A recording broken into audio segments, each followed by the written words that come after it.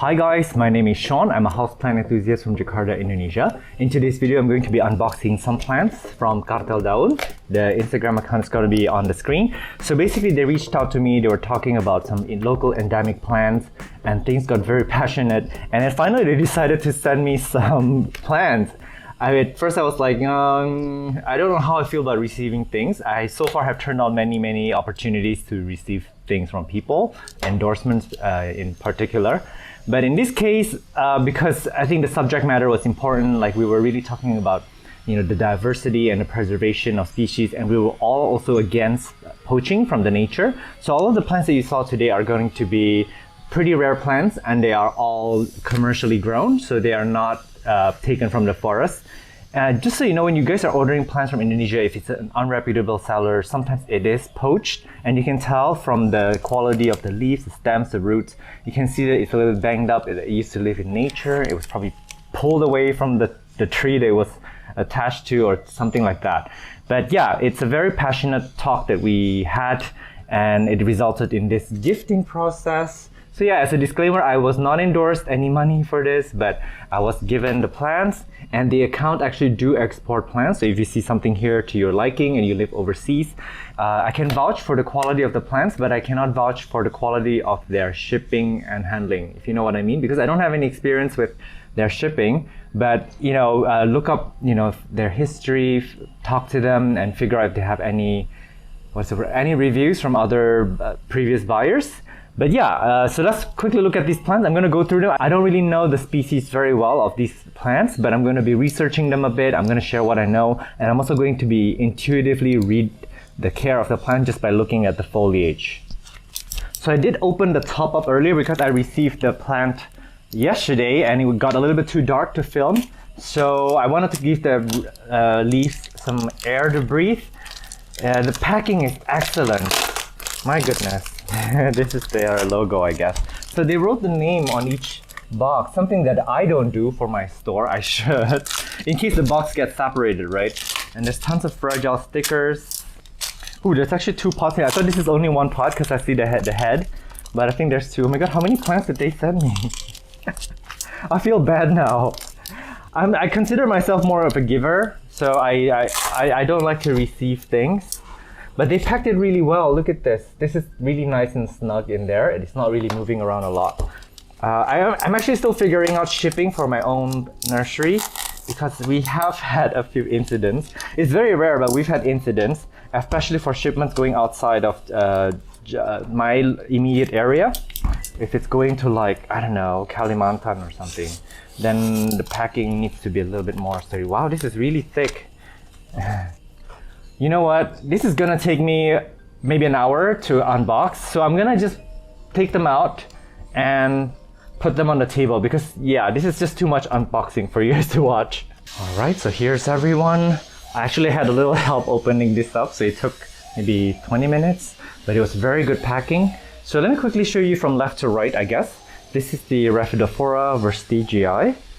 Really pretty. I actually googled it up while I was unpacking, and I'm gonna insert on the screen the list of Rhaphidophoras that are very similar in shape. The most famous one is the Megasperma, and the variegated one is crazy. But look how beautiful this is. Look at that. It's like Adansonii vibes all over again, but this is entirely new. And I want to quickly show you another Rhaphidophora behind me. This is the Angustada, if I'm not wrong. It's really nice. Then all Rhaphidophoras are climbers. They like to climb up walls. This can get massively long leaves. But yeah, again, our highlight here is going to be Indonesian endemic plants. And Rhaphidophoras are mostly endemic to Indonesia. There's so many forms of them. They're beautiful. And they're recently coming out of the woodworks, basically. So we'll just start seeing them a little bit more in the plant collections, in the plant stores and things like that. But if you can see this, a lot of you guys ask, how do I train my plants up a moss pole? It's already leaning. So what I do in this case is just lean it against like a tree or a moss pole. Just lean it against like that. See, and then the back here, the aerial roots here will just find the wall, the tree, or the pole. It's that easy. But you gotta train them when they're young, because once they're old and the roots are aerial roots are formed, it's not that easy to train them anymore. And next here we have the Homolomina plicata here. It's from Aceh. Aceh is from the extreme west of Indonesia. And a lot of cool plants actually come from Aceh, like your Aglaonema rotundum, and I forgot your Hoya, oh, the camouflage Hoya, I can't remember the name. Yeah, but there's actually a lot of Homolominas coming out from the woodworks too, from Indonesia. Some of them are super crazy rare, and there's Chismatoglotis and other like really strange cousins of Homolomina are also starting to appear. Gonna quickly show you these. This is a Homolomina. I don't know the species name, unfortunately. And this is another one. Look at how pretty this is. This was actually a bigger plant when I got it, but then the main leaves died. It didn't do well, but then it's doing well now. I managed to rescue it. Look at how pretty it is. So I want to be brutally honest with you guys. When I bought these two Homolominas, I actually filmed an unboxing video, and then I realized that these plants were taken directly from the forest. So I was like, okay, I do not want to generate any controversy. I do not support poaching by any means, but they do happen like crazy. And I'm glad because I got to grow them out and document them. And now I get to warn you guys about it. Just keep in mind when you're buying some of these rare Homolominas now from Indonesia, make sure you get them from reputable sellers, because some of them can be taken from the forest. You don't want that. That is terrible. If they're super rare, they're super new, give us some time. Give the Indonesians time to grow them out commercially, to have them available for you at a better price. Because when you're buying them now at an expensive price, you're encouraging poaching, and you're also affecting the livelihood of Indonesian growers, by the way. Let me quickly explain. Sorry, this is turning into a long video. When you are buying directly from hunters that are poaching from the forest, you're paying a premium price for a stolen plant, and then the local growers do not get to grow them. So the species are lost to the international market. And then the livelihood of the local farmers are just gone, because the opportunity for us to propagate and to distribute these plants sustainably is gone. So do not take them away from local farmers. Do the right thing and be sustainable in your sourcing of plants. When in doubt, do like a video call with your plant seller. Like if you look at this now, like these leaves are actually quite perfect. You can tell that they're grown in a nursery setting. But when I got these, they were really banged up. There were mud all over the place. There were holes. There were insects, bites, and all the stuff. This one was also a rehab. This one, they do rehab quite easily, I must say, compared to other plants. But yeah, this is also the, I keep digressing. This is a, how do you say it? Therisantes sp. Borneo. It's a bad piper. I also killed this. So I killed this into a bare vine, and finally this one leaf showed up. So yeah, there are a lot of cool plants from Indonesia. Some of them are hard, but then when they die off, because they require high humidity and all that stuff, right? They can sometimes come back to life. Most of the time, in fact, they do come back to life quite easily. Back to our species here. Look at how beautiful this is. This is so stunning. And another plant that we're not going to mention in this video, and it's overhyped. Not overhyped, it's overly mentioned. Like, it's a beautiful genus, which is the Scindapsus, and I have a video on that which I'm going to link up above. And a lot of them are also endemic to Indonesia, but we're not going to highlight that here because they already had their share of spotlight. And this is the Lea zipliana. This is, I guess, the relative to the Lea amabilis, which is really a gorgeous plant, and they have very similar features with the Lea amabilis. This one's a very difficult plant in my experience to care for. Not an easy plant, but then very challenging. And look at the beautiful foliage. They do reward you with beautiful foliage. And the way they would care for this is to just keep potting mix slightly moist at all times, give it bright indirect light. I would say that about this too. This one would do better in, I believe, an aroid or chunky. It is given a chunky potting mix actually. But yeah, this is a climber, an epiphytic plant. They need a chunky aroid potting mix. These are all forest floor plants. In fact, I mean, if this plant didn't do well, or it's like declining, I would move this into my forest floor potting mix. But this is already a very good forest floor type potting mix that it's in. But it is slightly dense for me because I'm an overwater. So yeah, bright indirect. Let it not dry out completely, but don't let it sit in water. That's what I mean. Beautiful plant. This is the Lea amabilis. This is the cousin of what we were talking about before. A lot of these are coming to the market, by the way, and I've seen some nurseries sell them as very, very healthy pots. I killed this a few times, but it just kept coming back. So this is not an easy plant, but I would say it's quite forgiving in a way. So this is getting a bit of morning direct light right now. It's like 7:30 a.m. But it's living in this shaded, I would just call this bright shade, and it loves it. I used to put this in lower light and some of the leaves were yellowing and things like that. Although I have seen dark forms of these leaves where it's almost black. I have a feeling that that's probably because it was grown in lower light, so they had to put up more chlorophyll to make up for the lack of light. Next contender, we have this begonia. It was sent as a begonia SP. Look how pretty that is. Oh my goodness, this is a pretty plant. And I have a feeling this is a difficult begonia. Actually, a lot of begonias do come from Indonesia. I'm oftentimes unaware of that or forgetful of the fact, but there are so many cool species from here. But begonia is not a well-liked plant here locally. Not many people talk about begonias or collect them. I know they're much more popular overseas. But look at how beautiful this is. Begonias, I love them. Although I have a difficulty with propagating them because I tried different ways and they just tend to rot. I don't know. I'm gonna get them right, and there'll be a lot of content on begonia coming up soon.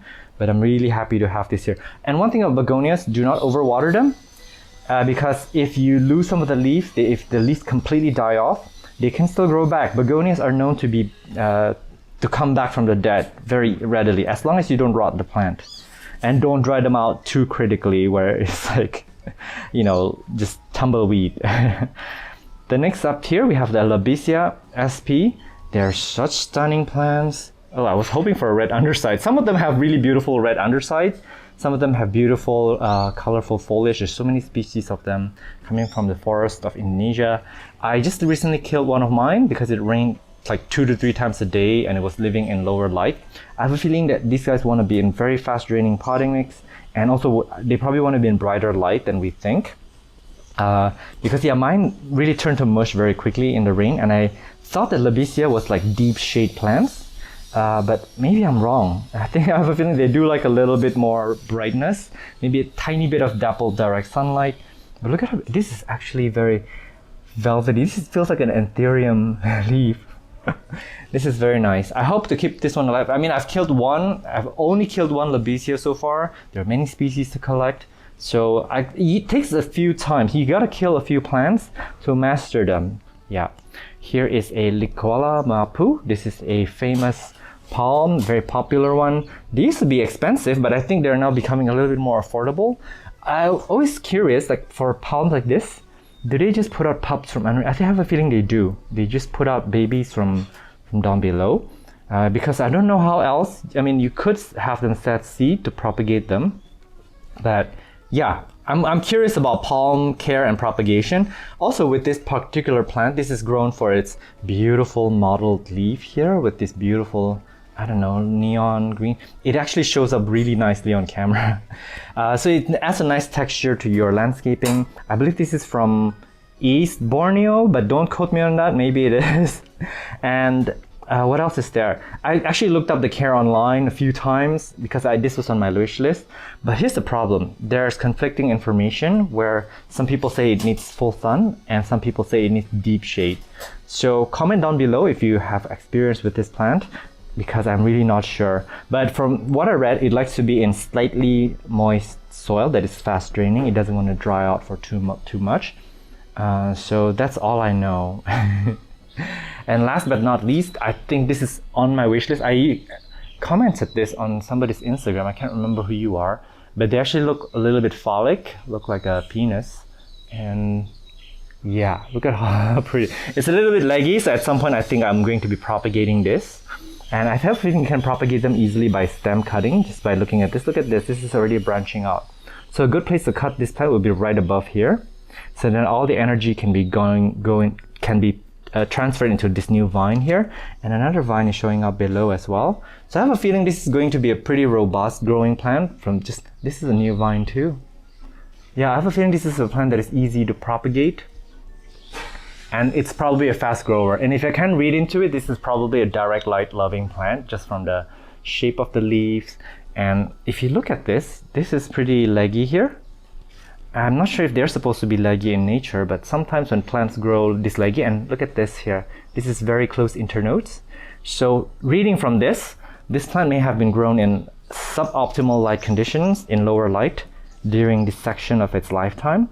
And then somehow over here, it started getting better light, better care. So it started giving you very close internodes. Look at how close these internodes are. So I would bet my money, my horse money, that this is going, look at the baby leaf. Oh my God. Oh my goodness. This has won me over. But I bet you all my horse money that this is going to be direct light loving plants, and I dare say probably even full sun. And with those kinds of plants, you definitely do want to keep the potting mix and not to dry it out. But yeah, and this yellow leaf, this is the oldest leaf in this vine. So this is quite normal. I'm not that worried about it. But overall, this is a very, very good haul. And I really thank you for giving me the opportunity to share this with the rest of the audiences, especially for, I know that I do have an international following. And for those of you who are watching, thank you so much. I hope that this opens your eye to more Indonesian endemic species. It's strange enough, I actually had a lot of DMs lately from nurseries and plant friends to discuss endemic species, because I think there's a lot coming out from Indonesia. And also I think people are starting, I don't know, don't quote me on that. Okay, don't throw stones and tomatoes at me. But a lot of people are also getting tired with your your melanochrysum, your sharonia, your gloriosum. I think those have been circulating the internet for the last 2 years, especially during COVID. So, syngoniums and all that. So I think people are starting to look for something more interesting to grow. So if you're living in Indonesia, start collecting your Indonesian plants, because this is really, really a local pride. Hashtag local pride here. We have so many diversity here. And for those of you living overseas, I know I've said this in this video already. When you're sourcing for Indonesian plants, make sure that you're sourcing them sustainably. Check with your nursery, and just to make sure that they're not poached from the forest. And for those of you, Indonesian hunters, if you're watching this, I don't mean to spoil your livelihood, by saying, hey, you shouldn't do this or that. I will have an episode soon to talk about poaching, plant poaching. I'm actually on the fence. It's a bad thing, but I understand. I just, it's nothing in this world is set in black and white. It's actually, the world is colorful. There's actually a lot of layers to things, a lot of depth. So wait for that video where I discuss plant poaching and why you shouldn't do it, and what is the way forward. I will try to offer some solutions, hopefully. But yeah, thank you so much for watching. This video is already way too long. Thank you so much. And yeah, I hope that you enjoyed this bonus episode. I will see you at our regular scheduled video soon. Bye.